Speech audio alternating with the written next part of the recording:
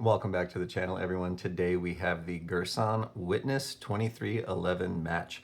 This comes in two options. This is the match. There's also a match X, which is a comped version. That'll be a video down the road. But for now, we are taking a look at the original standard version right here. So we'll unbox this and we'll take a look at the star of the show inside in just a sec. First, the box, the presentation is pretty nice. You know, guys know I like nice packaging. This here seems to fit the bill. Airtight enclosure, side latches, big fan of those. We'll open it up and we'll take a look. There it is, 2311 match. We'll talk more about that in just a sec. Comes with a 17 and 20 round magazine. These are Checkmate mags, so should do fairly well for you.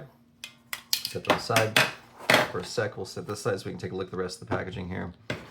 Move this. Instruction manual, make sure you read those, very important. Some Cossaint arms, customization options. Of course, they're trying to upsell you already, well done. Recoil takedown pin, okay, tool back here, and your accuracy target. So nice that they include that, and of course, your lock. So pretty simple, but effective. So we'll set this back in here. We'll go ahead and move this off to the side so we can take a look at the gun itself. So here we are. This is Girsan's version of the 2011. They call it 2311. Some people just call it double stack 1911. Call it whatever you want, whatever makes you happy. 9mm, 5-inch, bull barrel, full length frame rail, accessory rail. I do like that it has ambidextrous safeties.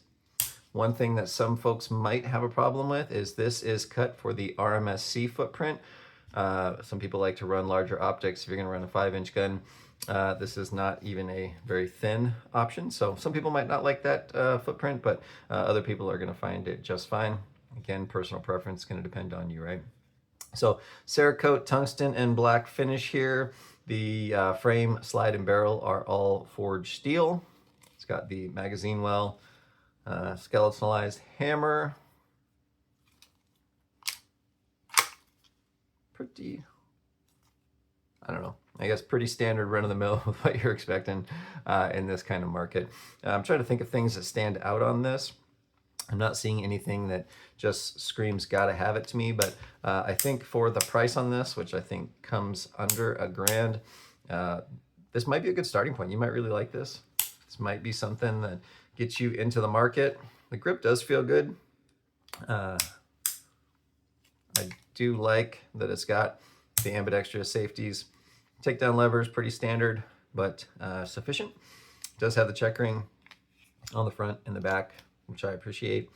The magazine release doesn't seem to stick out very far. Magazines drop freely. So I think that you're not going to run into any issues with that. Certainly if you're going to do the competition stuff, if for some reason you would run this, you'd probably get a new slide release. But as far as just like a range toy, this might do it for you. It's got the blacked out rear sights, white dot front sight. You're probably going to run a dot on this anyway. So I think it's probably pretty decent. Haven't shot one of these at the range yet. We will see how that goes in the next week or so, and then we'll report back. But it's another Turkish option for your 2011 needs. So let's take a look at the trigger. They say this is 4.5 pounds. Let's see. It's not bad.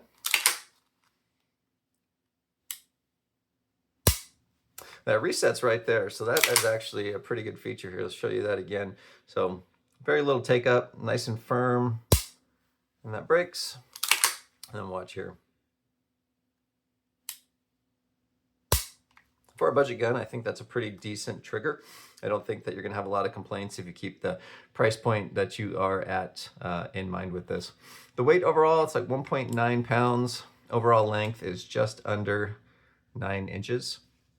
So I don't think that this is going to wow anybody to the point of making it in that Prodigy conversation. I know the Prodigy is kind of where everybody lines things up.